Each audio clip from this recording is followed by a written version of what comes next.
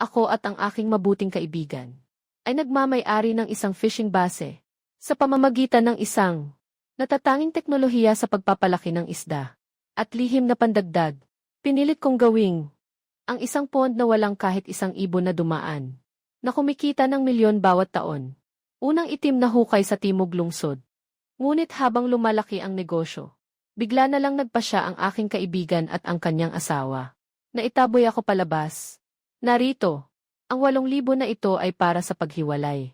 8,000. Jiang Hao, ano ang sinabi natin noon?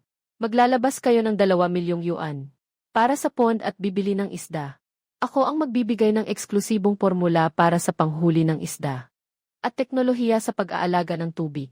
Kukunin ko ang 30% ng kita. Kabot ito ng 1.14 milyon. Ano ang ibig sabihin ng 8,000 na ito? Ako ang nag-invest ng 2 milyong yuan para sa lugar. Lahat ng mamahaling isda sa sala ay tunay kong pinaghirapan at binili gamit ang sariling pera. Bakit ka paggagamit ng sirang gamot? At kukunin ang 30%. Iyan si Lin Feng. Yung resipe at proporsyon ng sirang gamot mo. At ang oras ng pagluluto. Matagal na naming alam ang lahat. Sira-sirang gamot. Lin Feng, magkasama na tayo mula pagkabata. Alam ko rin ang sitwasyon sa bahay nyo. Nasa kama ang tatay mo. Kailangan ng pera araw-araw. Ganoon. Isulat mo ng buo ang resipe at ibigay mo sa akin. Ibibigay ko sa'yo ng buo. 3,000 pesos para sa lahat. Dalhin mo ang pera at umuwi ka. Bumili ka ng magandang gamot para sa tatay mo. Hindi mo na kailangang bumalik dito sa pondong ito. 3,000. Sa tingin mo, naghirap ako ng 3 taon para makagawa ng formula ng gamot. Magkano lang ito, 3,000. 3 taon na ang nakalipas nang magtulungan kami ni Jiang Hao sa negosyo. Araw-araw akong nagtatrabaho sa ilalim ng 40 degree na init. Sinusukat ang kalidad ng tubig at inaayos ang para matuklasan ang lihim na recipe ng pang-akit sa isda. Inilalak ko ang sarili ko sa amoy pasmat na kwarto ng pagkain. Nakaamoy ng 3 buwan ng mga kemikal at mga patay na isda at hipon. Para makuha ang tiwala ng mga mayayamang boss na nagmamaneho ng mamahaling sasakyan. Araw-araw para akong tanga na nagdadala ng tsaa at sigarilyo sa kanila at nahuhulog sa tubig para manghuli ng isda para makipag-ugnayan sa kanila sa mga usaping negosyo. 3 taon. Jiang Hao Giant Pit. Mula sa isang putik na walang tao. Naging isang lugar na kumikita ng malaki. Ang pinakamalaking bodega ng ginto sa timog. Lahat ito ay pinuno ko ng kalahating buhay. Pero ngayon, nakatagpo sila ng ilang sulyap na hindi ko alam. Mga semi-tapos na gamot na chalating agents. Akala nila hawak na nila ang pangunahing teknolohiya. Tumingin sa kanila, sa kanilang mga nagmamalaki na mukha. Hindi ako tumanggi. Hindi rin ako nagmura. Tahimik kong inilagay ang 8,000 sa bulsa ko. Lumiko at lumabas ng 3 taon kong pinangasiwaan ang fishing base. Sa likod, naririnig ko ang mapagmalaki at nakakatawang tawa ni Ana. Matigas ang ulo nitong si Lin Feng. Sa wakas, umalis na siya. Kinuha ang pera at umalis. Maayos ang pag-ugali niya. Ngumiti ako. Ang reseta na lihim nilang isinulat ay 1 dosis lamang ng nakamamatay na gamot na isi. Pagkatapos umalis sa lawa, hindi ako umuwi. Nasa bulsa ko lang si Jiang Hao. Ang 8,000 yuan na ibinigay. Kahit ang bayad sa dialysis ng tatay ko sa susunod na kalahating buwan. Hindi pa kasya. Pero matapos ang mahabang pag-iisip, pinili kong tumawag.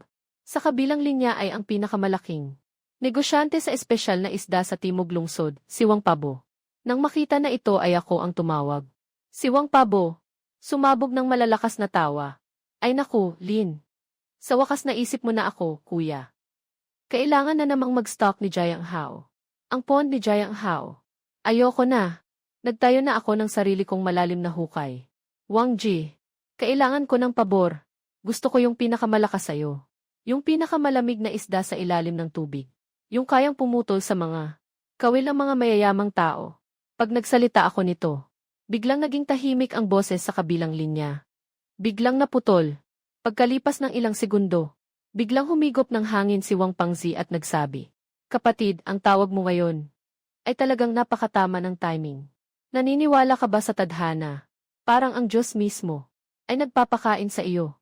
May isang tao sa hangganan na nagtrabaho ng mahigit 10 taon. Semi-wild na breeding base ng malamig na tubig na isda. Yung boss, nagkaproblema sa pera at tumakas. Hindi na makabayad kahit sa kuryente ng water pump. Mapapailalim sa forced transfer ang base dahil sa bankruptcy. Nagmamadaling linisin ang huling 3 deep water quarantine tanks. Para maibenta. Pero Kuya Wang, unang pakinggan mo muna ang sasabihin ko sa'yo. Noong araw, inukit ang bundok para gawing lawa. Lalim nito ay 12 hanggang 13 metro. 9 na taon nang hindi nililinis ang ilalim nito. Ang mga isda sa ilalim ay nagsasarili at namamatay. Walang nakakaalam kung ilan ang nakaligtas. May mga nagsasagawa ba ng paghuli? Walang naghuli. Sobrang lalim ng tubig, hindi talaga makapasok. Walang pasensya ang grupo sa pagkuha ng pera. Diretso na lang, isang presyo na 1.5 milyon. Kapatid Wang, alam mo naman ang sitwasyon sa bahay namin. Hindi ko kayang ilabas ang perang ito. Kapatid, alam ni Kuya na tiyak na ikaw ay naipit. Yung apo ni Jiang Hao, talagang pinalala niya ang sitwasyon. Walang dapat ipag-alala sa perang ito. Noong mga panahong iyon, ang mga kargamento kong iyon, na-hold sa South City. Kung hindi dahil sa'yo na, umulan ng malakas at naghanap ng tulong. Matagal na akong naubos ang yaman. Salamat, Wang Ji. Basta makapagpadala ng kargamento. Sa loob ng 3 araw, gagawin kong pumila ang lahat ng malalaking boss sa buong Timog Lungsod para magbigay sa iyo ng pera. Pagkalipas ng kalahating oras, bumalik ako sa Timog Lungsod. Sa lumang bahagi ng lungsod, sa loob ng silid, nakahiga ang tatay ko sa isang lumang kama na malapit ng bumagsak. Nakaharap ang nanay ko sa pinto, habang naglalaban ng lampin, at sa tabi ng luma, na folding dining table, may isang taong nakaupo, na nakasuot ng bulaklaking kamiseta. Lalaking kalbo at mataba sa mukha na nasa katanghalian.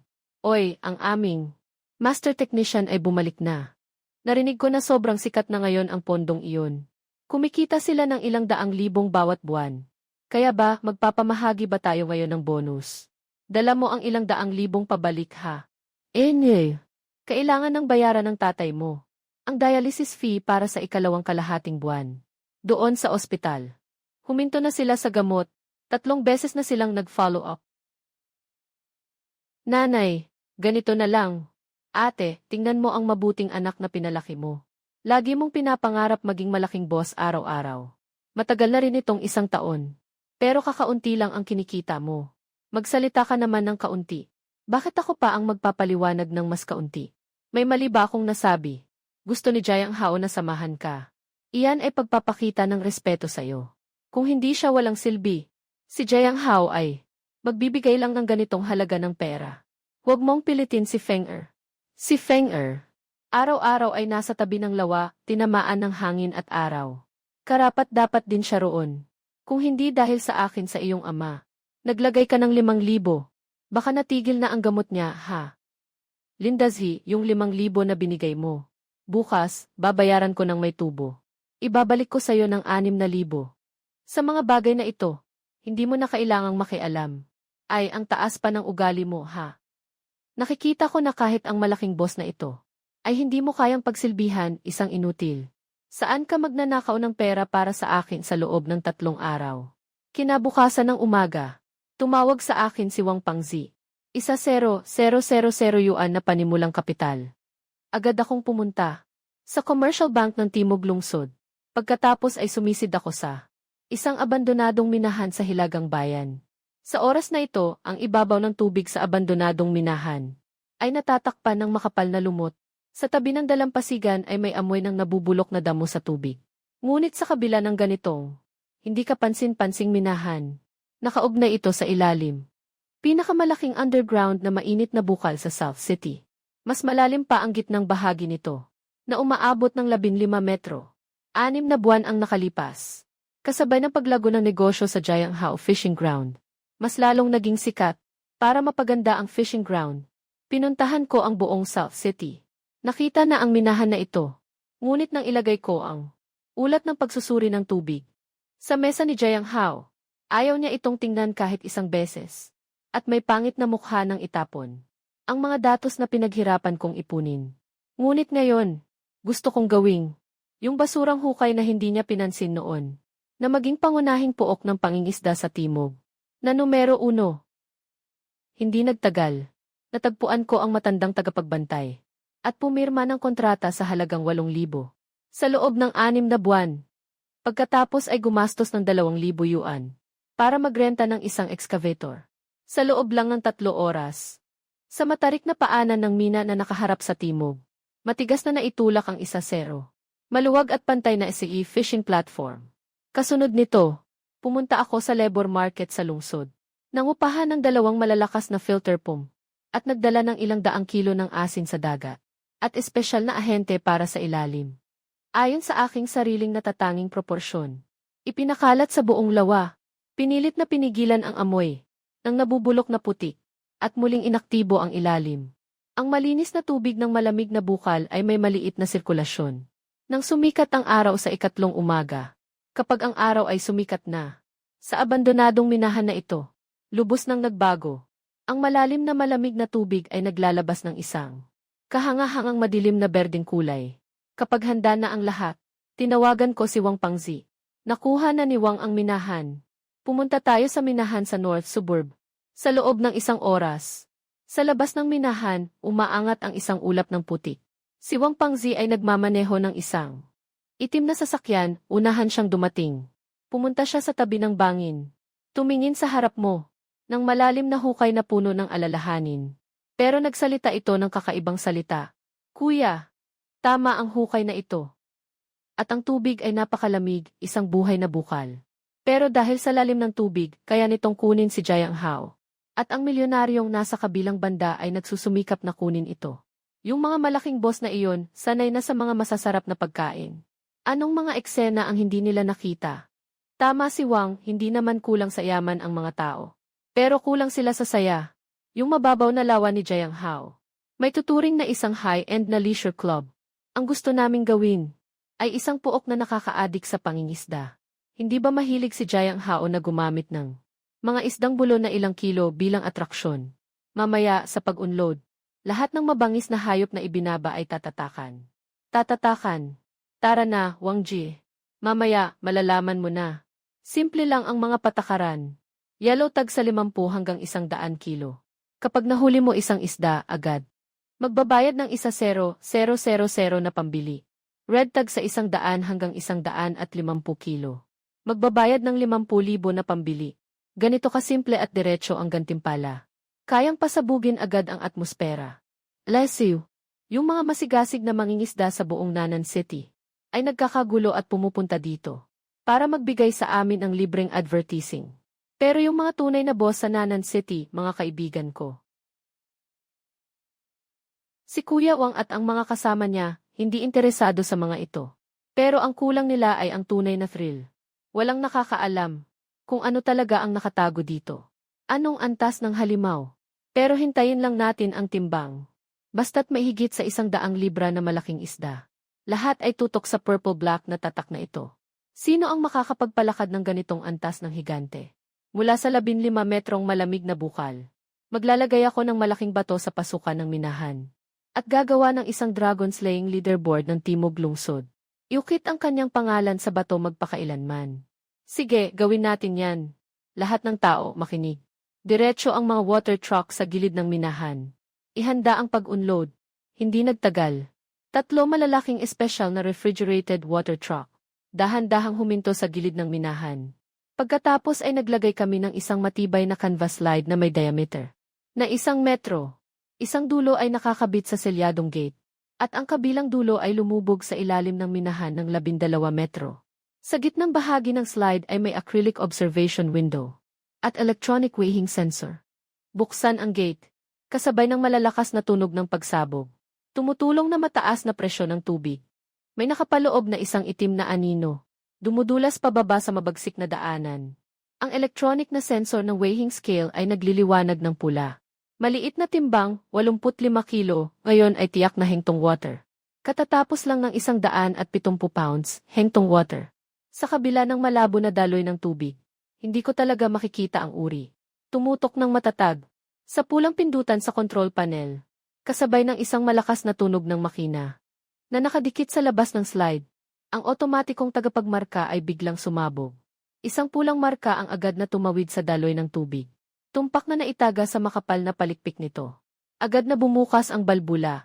Biglang bumagsak ang dambuhalang isda sa malalim na hukay.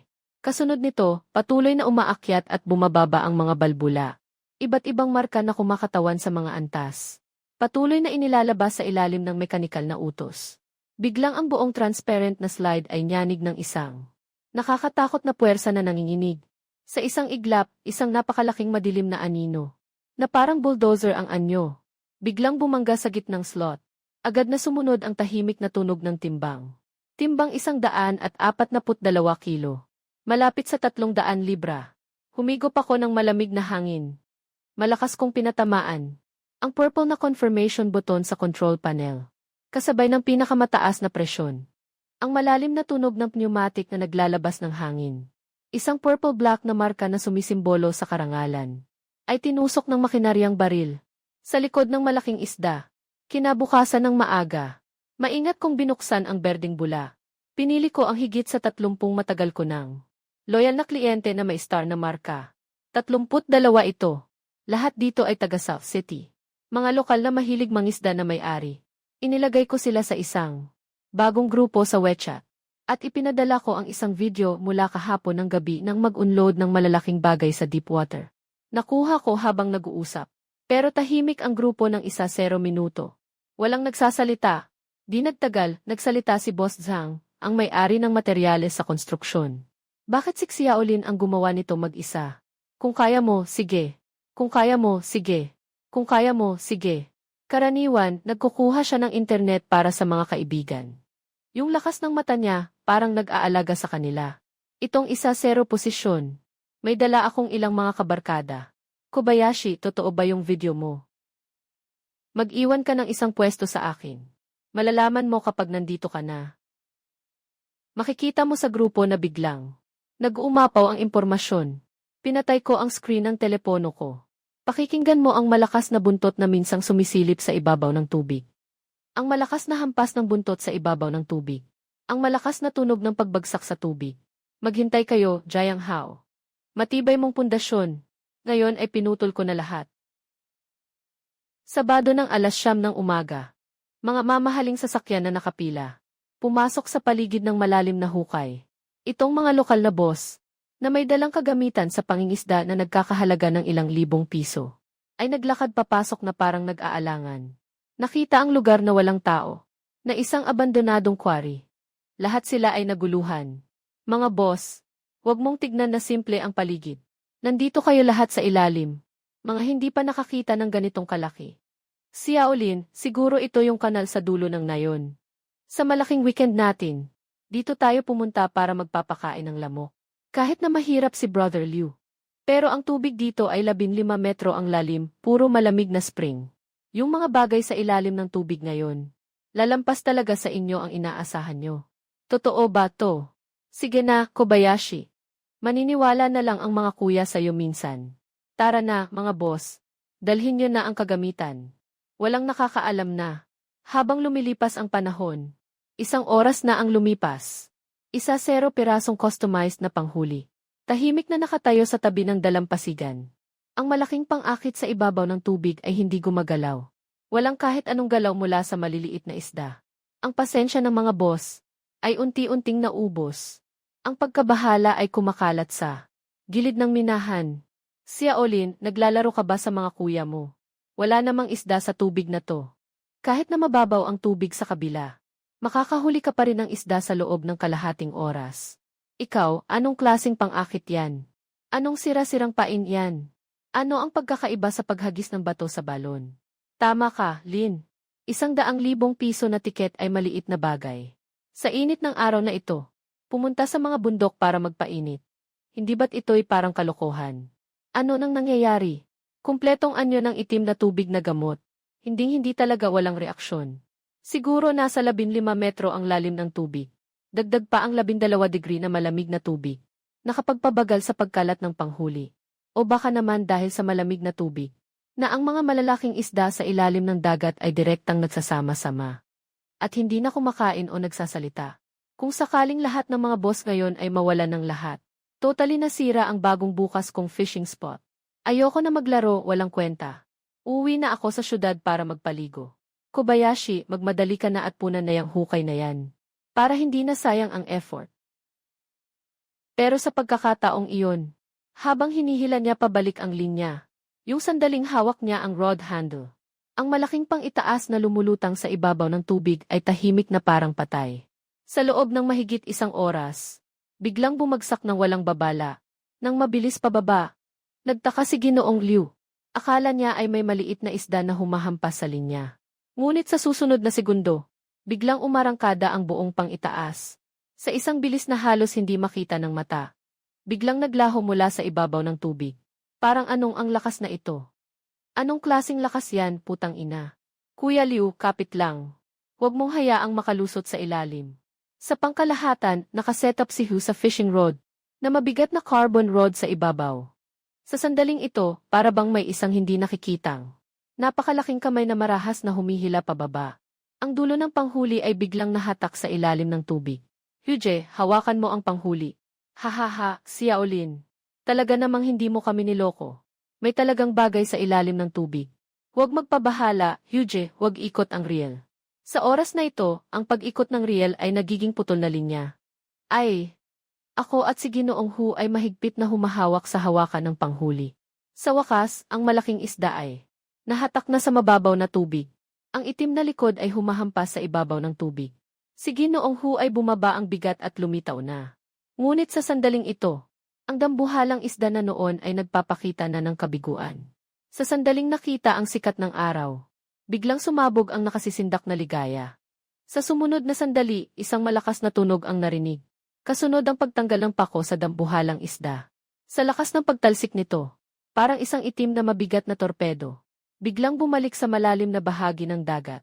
Sa ibabaw ng tubig ay natira na lamang isang bilog na kasing laki ng lababo, na may malabong alon na hindi pa humuhupa.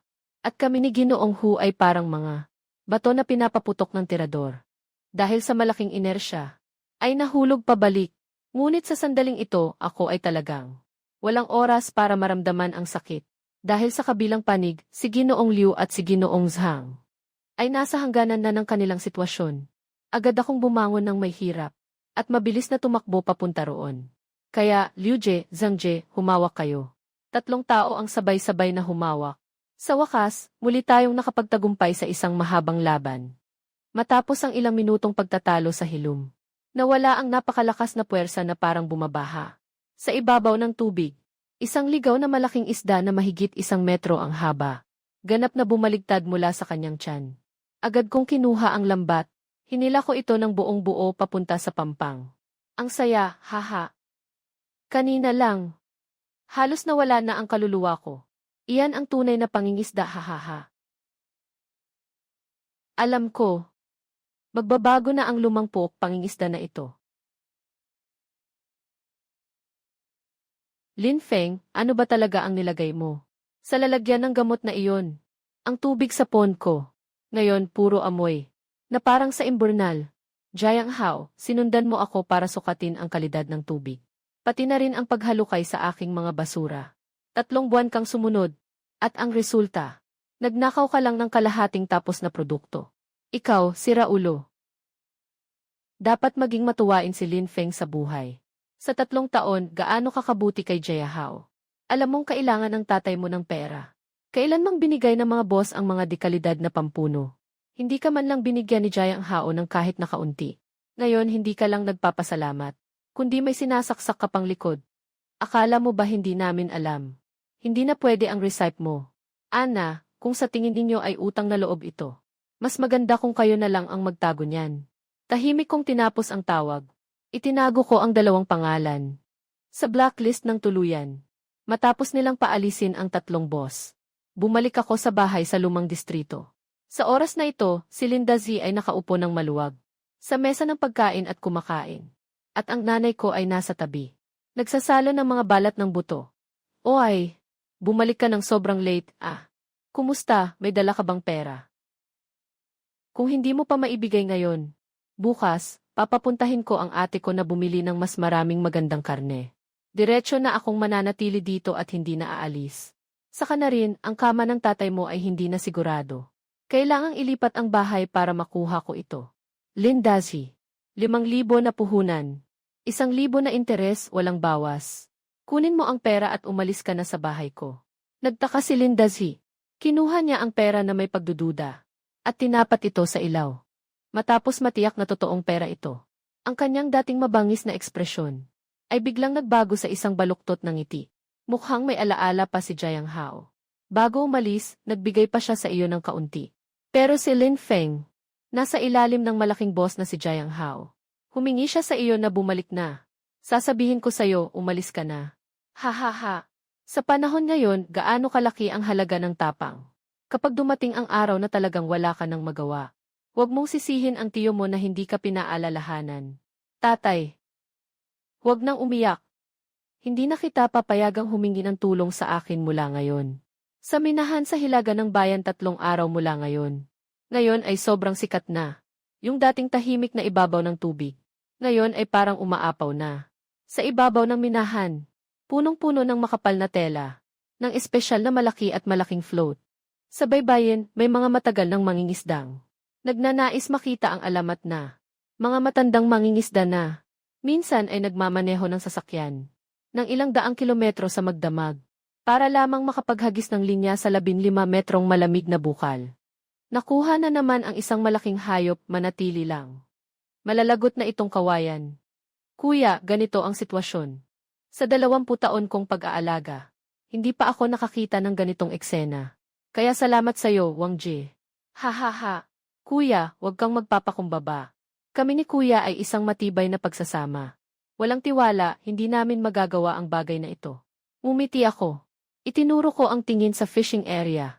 Sa isang espesyal na estasyon sa gitna. May nakapark na isang matte black na sasakyan. Isang matibay na off-road na sasakyan na malalim ang pagkakamodify. Gamit ang napakadalang na material para sa buong sasakyan. Mate na pintura na may epekto ng ilusyon ng isda. Sa iba't ibang liwanag ay naglalabas ng paggradong mula sa madilim na berde hanggang sa itim na tinta. Pare, ang ganda talaga ng sasakyan na to. Nga, Kuya Wang. Malaki ang nagastos ko sa pagpapalit lang ng mga piyesa. Sige na, Kuya Wang. Oras na para magpasabog. Mga kaibigan sa pangingisda at mga boss. Ngayon, anong mga pulang tag at dilaw na tag ang nahuli ninyo? Ang mga gantimpala sa pagbili ay agad na maitatala. Ngunit ngayon, may isang nakakagulat na balita. Noong una, nang naglagay kami ni Ginoong Wang ng mga isda sa ilalim. Nabanggit namin ang tungkol sa 3 isdang higit sa 200 pounds. Napakalaking isda. Tungkol sa 200 pounds. Basta may makakahuli ng isda mula sa 15 metro. Malalim na malamig na bukal. Hindi lang sasakyan ang mapapasayo. Sa hinaharap, ikaw pa ang magiging pangunahing tagapamahala ng karangalan ng butas na ito. Lifetime na walang bayad. Oh, grabe, hindi lang sasakyan ang ibibigay. Isa pa rin ang karangalan na maging lifelong na libre ang tiket bilang direktor. Hindi ito pangingisda. Ito ay para sa atin. Sa larangan ng pangingisda sa Timog Lungsod, pinapantay tayo sa mga Diyos. Boss Xiaolin talagang. Gusto mong pahabain ang aming likod. Kaya't opisyal nang magsisimula ang aktibidad. Sa isang iglap, ang pampang ng minahan ay ganap na naging ang pinakamadugong arena sa Timog Lungsod. At ang mainit na tanawin ng minahan ay sumasalamin sa kabilang panig. Ang malungkot na pagtatapos ng higanteng hukay ni Jiang Hao. Sa sandaling ito, sa nakabigong opisina ni Jiang Hao, may isang bahagyang amoy ng pagkabulok at panghi. Dahan-dahang pumasok sa bahay. Ang mga sinag ng liwanag mula sa bahagyang nakabukas na bintana. Ano bang nangyayari kay Jiang Hao? Tinitigan mo si Lin Feng ng 3 buo buwan. Kahit ang dalas ng kanyang paghahalo. Naitala mo na sa isip mo. Ngunit bakit nang ibuhos ito sa tubig? Hindi lang ang isda ay hindi kumagat. Sa halip, lahat sila ay nanahimik. Ana, swear ako. Talagang nakatingin ako sa kanya habang ginagawa ito. Kahit ang pagbuos niya ng tubig, ay ginaya ko pa. Ngunit bakit ang tubig na ito? Bakit naging mabaho? May mukha ka pang magtanong sa akin. Yung mga tao ni Ginoong Hugh kanina sa telepono, ano ang sinabi nila tungkol sa akin? Narinig mo ba? Sabi nila ang tubig dito. Mas mabaho pa kaysa sa kanal. Jiang Hao. Ipinagkatiwala ng tatay ko sa iyo. Naalagaan ang lugar na ito.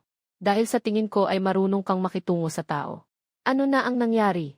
Hindi mo man lang maayos ang natirang kalahating produkto ng isang mahirap na tekniko. Paano ko ito ipapaliwanag sa pamilya ko? Ate at Kuya Hao. Hindi maganda, may malaking problema. Bumalik ka na, umalis ka na. Hindi si Haoje. Si Lin Feng ay gumawa ng sarili niyang itim na hukay. At sumabog ito, nag-lockdown ang lugar. At sumabog ito. Lahat ng mangingisda sa Nancheng. Ngayon ay tumatakbo na patungong Hilagang Suburb. Ang Jiyuan na Cebu ay ang hari ng isda. Lahat ng komento sa video ay nagmumura sa atin.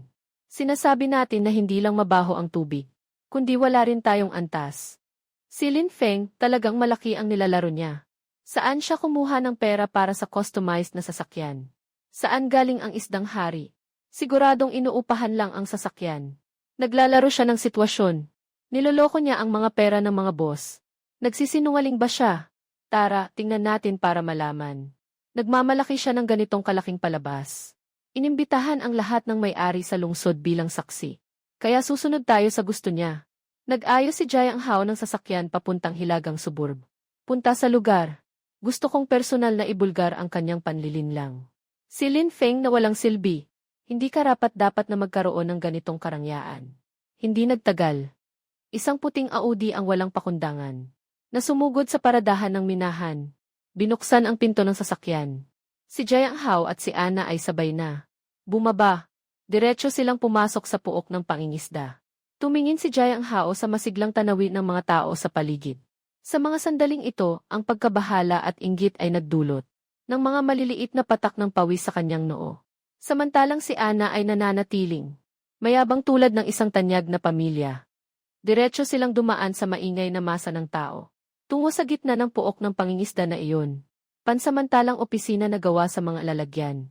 At sa mga sandaling ito, nakaupo ako sa harap ng desk, tinitingnan ang mga ulat sa pananalapi ng nakaraang 3 araw. Lin Feng, talagang magaling ka. Nakapag-set up ka ng isang patibong, at nagdala ng mga hindi magandang gamot, at nagsimula ka ng mangalap ng pera sa Timog Lungsod. Kung nanghuli ka ng isda, pumunta ka sa labas para bumili ng tiket. Kung nandito ka para magulo, nandoon ang pintuan. Anong pinapakita mo sa akin? Ngayon talagang lumakas ka na. Nakuha mo na ang mga bisita ko. Dito sa mabahong minahan, wala ka na bang konsensya? Nararapat ba ang ating pagkakaibigan? Ngayon, magkakaibigan na tayo.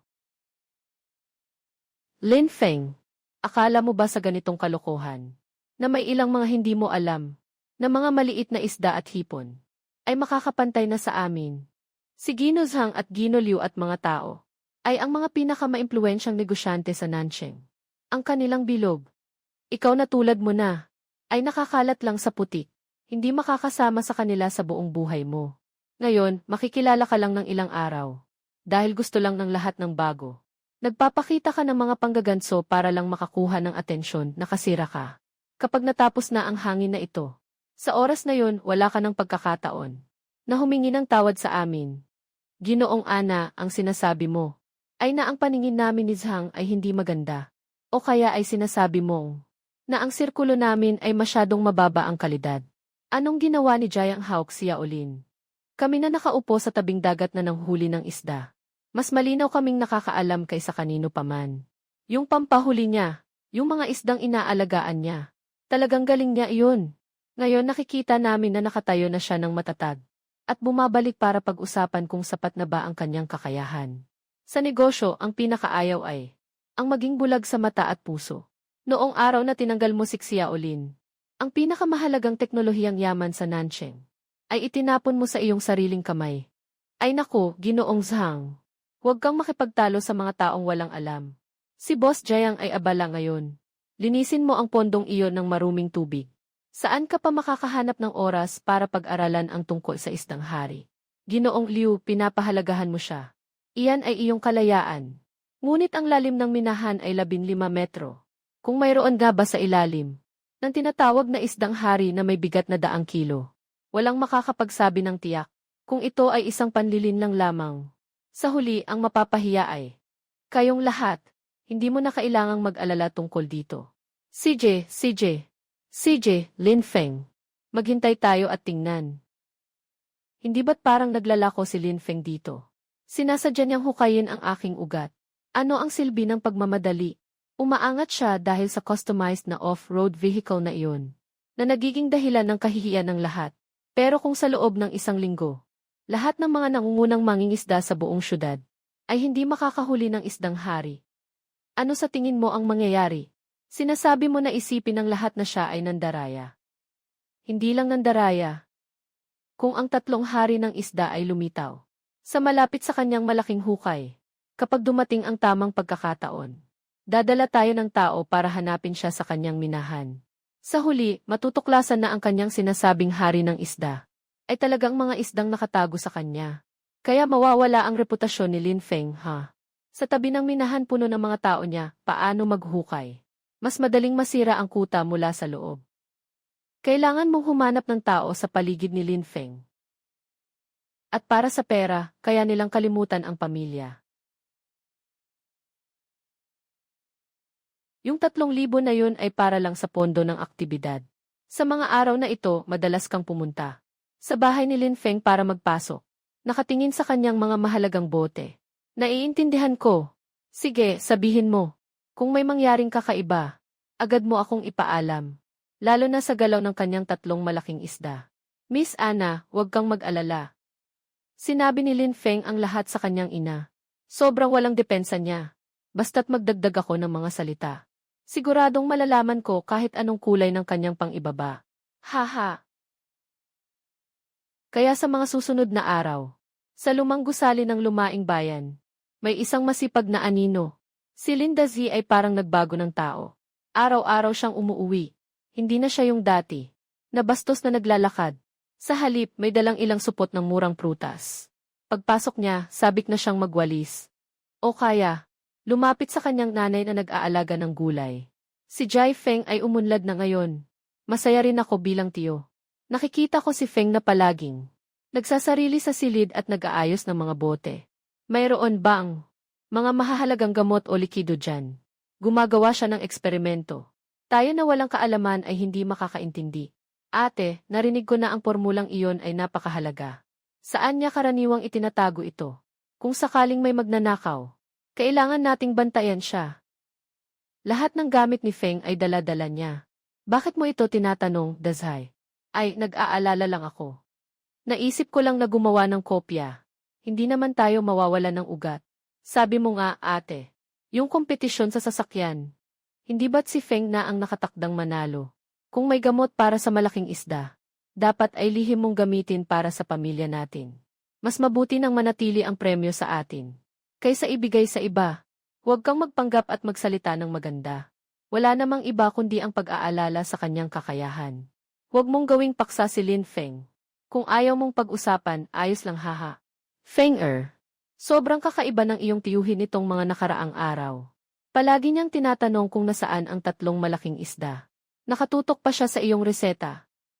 Nakikita ko ang kanyang mga mata, kagaya noong nagpunta ako sa sugal. Nais na makabawi, pareho lang.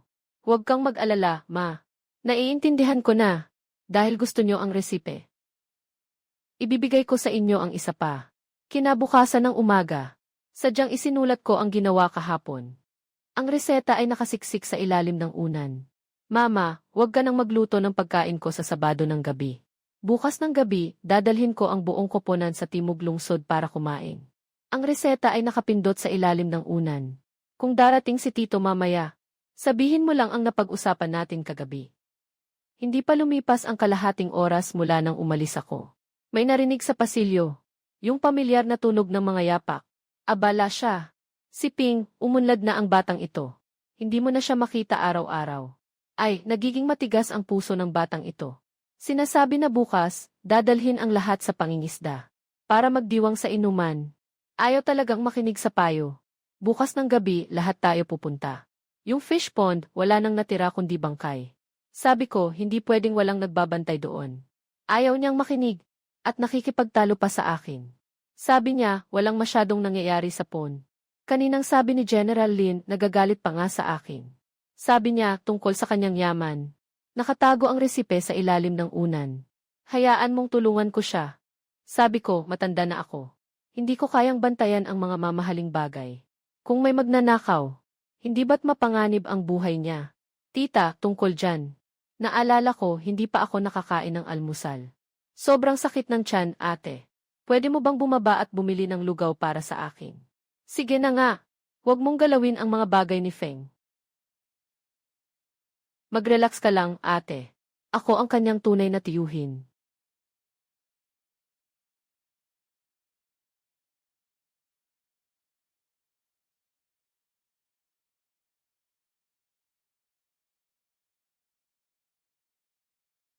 Pagkalipas ng 20 minuto, sa isang tea house sa sentro ng lungsod, matagal nang naghihintay sina Jiang Hao at Ana. Nang nagmamadaling itinulak ni Lindazi ang pinto ng silid at ipinakita ang mga larawan sa kanyang telepono. Sa kanilang harapan, ito ang resipe. Sa Sabado ng gabi, mahina ang seguridad. Nasa kamay na ang pang-akit sa isda. Pagdating ng panahon, ang gagawin natin. Hindi lang ang nakawan ang isda. Sa Linggo, maagang sasabihin natin sa lahat. Nasa malapit lang sa minahan niya ang isda.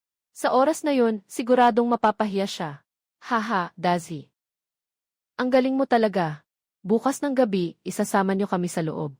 Ito ay paunang bayad lamang. Salamat, Ginoong Jiang at Genhe. Mga simpleng bagay lang ito. Sakop ko na ito. Sa minahan sa hilagang suburb, 2:00 ng madaling araw. 2 sasakyan ang tahimik na huminto. Sa burol sa likod ng puok ng pangingisda. Bumukas ang pinto ng sasakyan. Si Jiang Hao, Annalyn at Dazi ay may kasama. 2 matipunong taga-suporta. Sa ilalim ng dilim, pumasok sila sa pampangisdaang lugar. Boss Jiang, nakuha ko na ang planong ito. Ngayong gabi, si Lin Feng at ang mga kasama niya sa seguridad. Pumunta sa South City para magdiwang. Ngayon, ang lugar na ito ay parang isang bangkay na lang.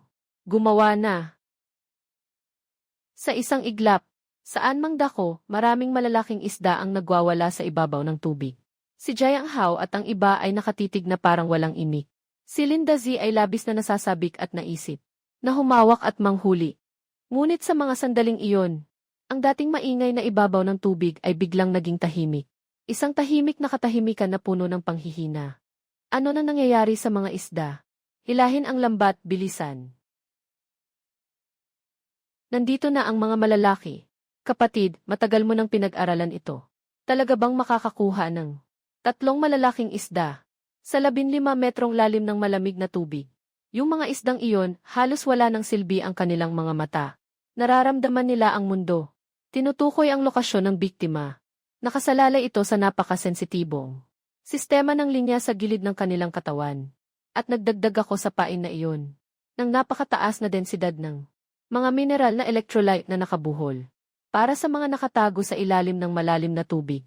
Malaki at matatag. Hindi lang ito amoy ng pagkain, kundi isang mataas na dalas na signal ng kuryente. Para bang isang nakasisilaw na ilaw sa dilim, na kumikislap sa dilim ng gabi, na kayang pumutok ng biglaan. Ang kanilang likas na instinct sa survival. Hayaan silang tuluyang mabaliw. Baka. Hindi pwede, Jiang Ji. Masyadong malakas ang bagay na to. Dazi, bilisan mo at tumulong ka. Huwag siyang palampasin. Teka, hindi ako naniniwala na hindi ko siya mapapahinto ngayon. Hindi kita kayang pigilin, hayop ka. Pero sa pagkakataong iyon, ang nakatengang malaking lambat ay naglabas ng isang nakakasugat na ingay.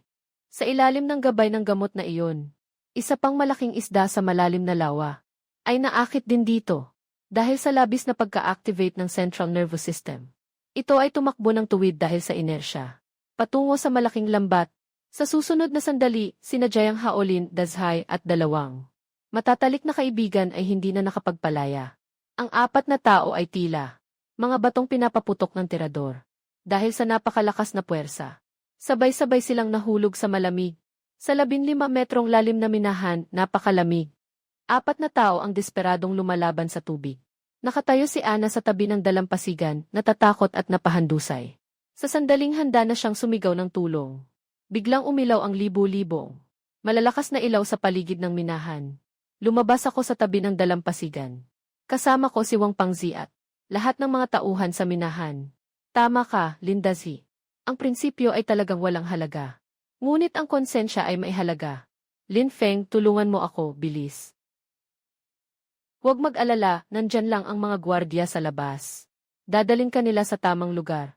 Ana, yung formula na ninakaw nyo. Sa totoo lang, kulang ang isang pahina. Gusto mong maging hari ng pangingisda.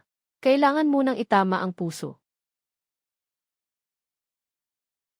Lin Feng, ako ang tunay mong tiyuhin.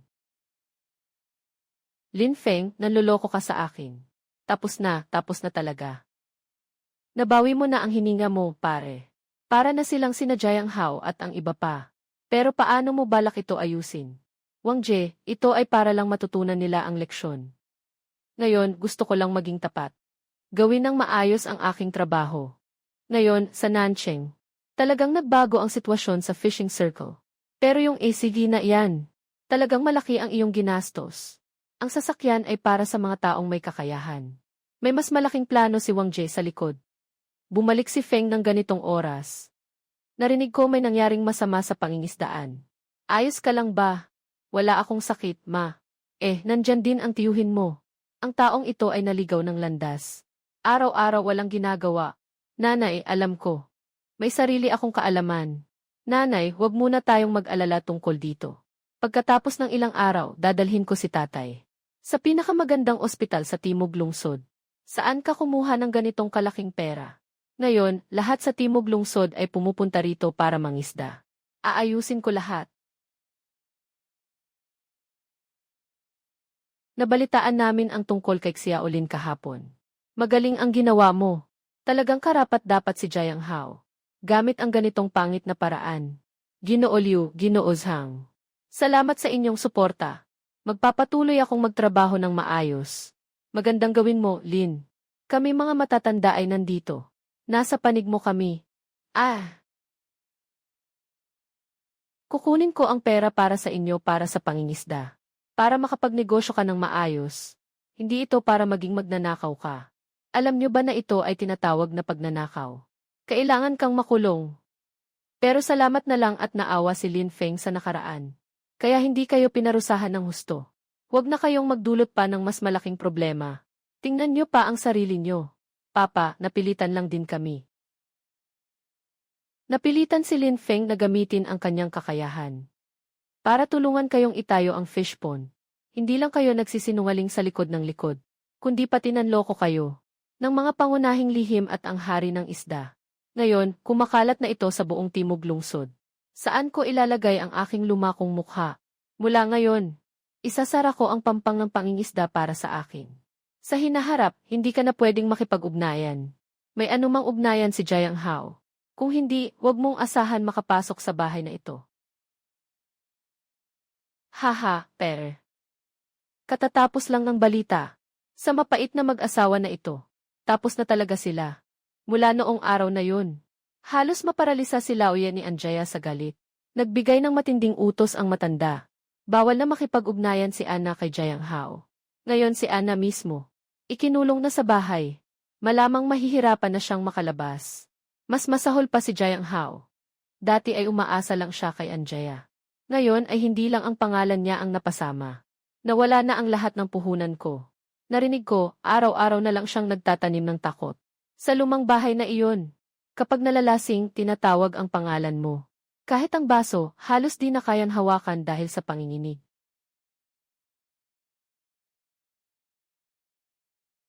Bakit ganito?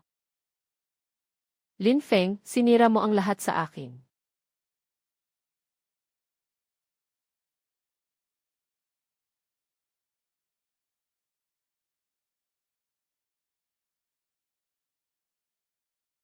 Huge, congratulations. Talaan ng pagtatanggol sa South City. Ang unang pangalan ay ikaw. Mula ngayon, ikaw ang aming honoraryong direktor. Buhay na libreng pasok. Kasama na rin ang susi ng iyong AC. Kobayashi, 20 taon na akong nanghuli ng isda. Hindi ko akalain na mararating ko ang araw na ito. Xiaolin, lumapit ka dito. Ako, si Hugh, ay nangingisda na ng 20 taon. Mula sa Songhua River hanggang sa South China Sea. Walang sinuman ang nakapagpatalo sa akin. Ngunit ngayon, natalo ako. Xiaolin, ang lugar na ito.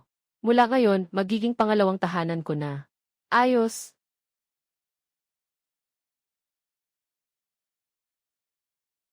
Nakuha ko na ang sasakyan ni Lin.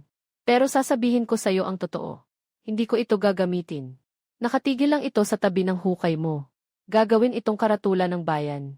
Sa susunod, kung may magsabi man, ng kahit anong masama tungkol kay Lynn, huwag kalimutan ang mukha ni Hugh. Ito ay para sa iyong dangal. Mabuting kapatid na Hugh. Inihahayag ko ang panghuling resulta na General Hugh, ang hari ng isda sa North Suburb. Oh, oh, oh.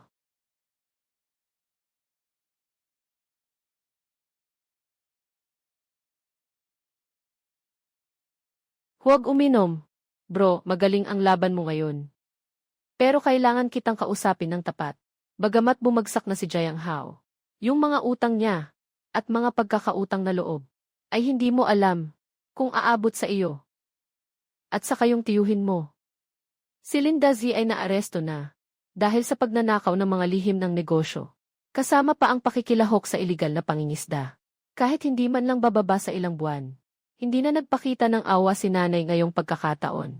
Siya mismo ang pumunta sa pulisya para magpahayag. Ayos na sa parte ni tatay. Na-renew na ang bayad sa dialysis niya. Ipinaabot ko na ang pera kay tatay. Sa espesyal na ward ng Bayan Hospital. Mas maganda ang kapaligiran. Hindi na kailangang amuyin ang amoy ng amag.